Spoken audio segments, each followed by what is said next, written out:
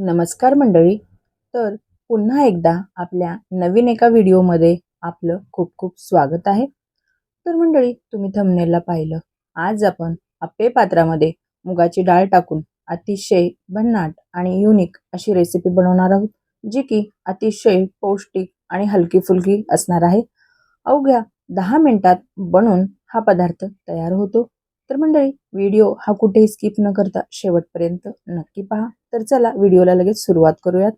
तर इथे मी 1 कप मुगाची डाळ घेतलेली आहे. तर आपल्याला भिजलेली मुगाची डाळ लागणार आहे. आता या डाळीला आपल्याला 2 ते 3 पाण्याने स्वच्छ असं धुवून घ्यायचं आहे आणि त्यानंतर आपण हे मिक्सरच्या जारमध्ये ॲड करणार आहोत. त्यामध्येच आपल्याला 2 हिरव्या मिरच्या आणि आलं घालायचं आहे आणि हे मिक्सरला बारीक असं वाटून घ्यायचं आहे. तर हे पहा, अशा पद्धतीने मी हे मिश्रण वाटून घेतलेलं आहे. त्यानंतर हे एका भांड्यामध्ये आपल्याला वाटलेलं मिश्रण काढून घ्यायचं आहे. सर्व मिश्रण एका भांड्यामध्ये आपण काढून घेतलेलं आहे. त्यानंतर यामध्ये तुम्ही तुमच्या आवडीनुसार इथे कुठल्याही भाज्या ॲड करू शकता तरी सुद्धा चालेल. तर इथे मी एक बारीक कट केलेला गाजर घातलेला आहे. एक बारीक कट केलेला कांदा सुद्धा घातलेला आहे. थोडीशी कोथिंबीर घालायची आहे. चवीनुसार मीठ घालायचं आहे यामध्ये आपल्याला आणि अर्धा चमचा इथे मी काश्मीरी लाल तिखट घातलेला आहे. थोडीशी हळद घालायची आहे आणि अर्धा चमचा जिरे सुद्धा घातलेले आहेत. अर्धा चमचा आपल्याला ओवा सुद्धा इथे घालायचा आहे. यामुळे या पदार्थाला खूप छान अशी टेस्ट येते आणि आपल्याला थोडासा यामध्ये सोडा सुद्धा घालायचा आहे. बेकिंग सोडा मी घातलेला आहे. यामुळे हा पदार्थ खूप छान असा फुलून तयार होतो. आता हे मिश्रण छान असं आपल्याला मिक्स करून घ्यायचं आहे आणि याला साईडला ठेवायचं आहे. त्यानंतर आता इथे आपल्याला कढई गरम करायला ठेवायची आहे. त्यामध्ये तेल घातलेलं आहे. तर आता मंडळी, आपण एक छान अशी चटपटीत चटणी बनवून घेणार आहोत. तर त्यासाठी इथे 1 चमचा चण्याची डाळ घातलेली आहे, अद्रक घालायची आहे, उभा कट केलेला कांदा घातलेला आहे आणि टोमॅटो घातलेला आहे. हे चांगलं मिश्रण आपल्याला परतून घ्यायचं आहे. 2 ते 3 मिनिटांमध्ये हे छान असं परतलं जातं. जास्त आपल्याला याला लाल सुद्धा करायचं नाहीये. फक्त यातला कच्चेपणा जाईल या पद्धतीने आपल्याला हे परतून घ्यायचं आहे. तर मंडळी, तुम्हाला एक निवेदन आहे की तुम्ही आपला हा व्हिडिओ कोणत्या गावातून किंवा मग कोणत्या शहरातून पाहतायत हे मला कमेंटमध्ये नक्कीच कळवा. जेणेकरून मला सुद्धा कळेल की आपले व्हिडिओ कुठपर्यंत पोहोचतायत आणि मी तुमचा धन्यवाद देखील करू शकेल.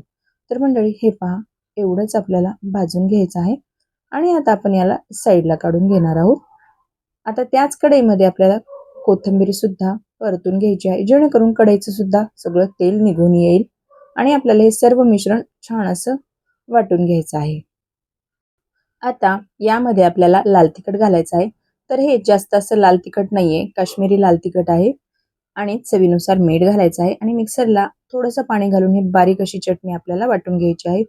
तर मंडळी, हे पहा, अशा पद्धतीने आपली चटणी बनवून तयार आहे. तुम्हाला जर हवं असेल तर तुम्ही याला तडका सुद्धा देऊ शकता तरी सुद्धा चालेल आणि नाही तडका दिला ना, नुसती अशीच जरी खाल्ली ना तरी सुद्धा ही चवीला अप्रतिम लागते.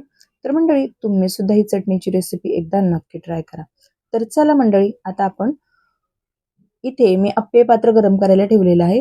तर आपण या मिश्रणाचे अप्पे बनवून घेणार आहोत. तर सुरुवातीला हे मिश्रण घालताना कडेने घालायचं आणि सगळ्यात शेवटी मध्यभागी घालायचं, जेणेकरून मध्यभागी गॅसची फ्लेम ही जास्त असते, त्यामुळे अप्पे हे लवकर भाजल्या जातात. त्यासाठी आपल्याला सुरुवातीला कडेने हे पीठ सोडून घ्यायचं आहे आणि मध्यभागी सगळ्यात शेवटी घालायचं आहे, जेणेकरून आपले अप्पे हे सगळीकडे सारख्या प्रमाणामध्ये भाजल्या जातील. कुठेही कमी जास्त गॅसची फ्लेम याला लागणार नाही. त्यासाठी आपल्याला हे अशा पद्धतीने पीठ सोडून घ्यायचं आहे आणि आता एक 10 मिनिटाची याला कमी गॅसवरती एक वाफ द्यायची आहे. तर हे पहा मंडळी, 10 मिनिटं झालेली आहेत. आता आपण याला पलटी करून घेऊयात. तुम्ही पाहू शकतात, अलगद हे अप्पे निघत आहेत. अजिबात खाली चिटकलेले सुद्धा नाहीयेत. तर मंडळी, तुम्ही सुद्धा मुलांच्या टिफिनसाठी किंवा सकाळच्या घाईमध्ये नाश्त्यासाठी आपण हे अप्पे अगदी झटपट आणि सोप्या पद्धतीने बनवू शकतो. रोज रोज मुलांच्या टिफिनला सुद्धा काय द्यायचं हा प्रश्न आपल्याला पडलेला असतो. तर अशा पद्धतीने जर मुलांना तुम्ही हे अप्पे बनवून दिले ना, तर मुलं सुद्धा आवडीने खातील आणि त्यांना खूप आवडतील. तर मंडळी तुम्ही सुद्धा ही रेसिपी एकदा नक्की ट्राय करा. तर हे पहा मंडळी, रंग सुद्धा किती सुरेख असा आलेला आहे. तर आपले तयार झालेले आहेत मुगाच्या डाळीचे अतिशय पौष्टिक आणि प्रोटीनयुक्त हलके फुलके आणि चवीला म्हणाल तर अप्रतिम असे हे लागतात. तर मंडळी तुम्ही सुद्धा ही रेसिपी एकदा नक्की ट्राय करा आणि कमेंटमध्ये मला नक्कीच कळवा. तर मंडळी व्हिडिओ थोडा जरी तुम्हाला आवडला असेल ना, तर व्हिडिओला एक लाईक नक्की करा.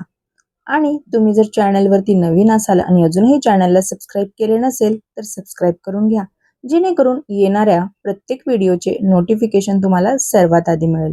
तर मंडळी तुम्ही आपला हा व्हिडिओ जर फेसबुक पेजवरून पाहत असाल आणि पेजला अजूनही फॉलो केले नसेल तर फॉलो करून घ्या. व्हिडिओ हा शेवटपर्यंत पाहिल्याबद्दल तुमचे अगदी मनापासून खूप खूप धन्यवाद. तर चला मंडळी, पुन्हा भेटूया अशाच एका तुमच्याच आवडत्या नवीन आणि युनिक अशा रेसिपीसोबत. तोपर्यंत धन्यवाद.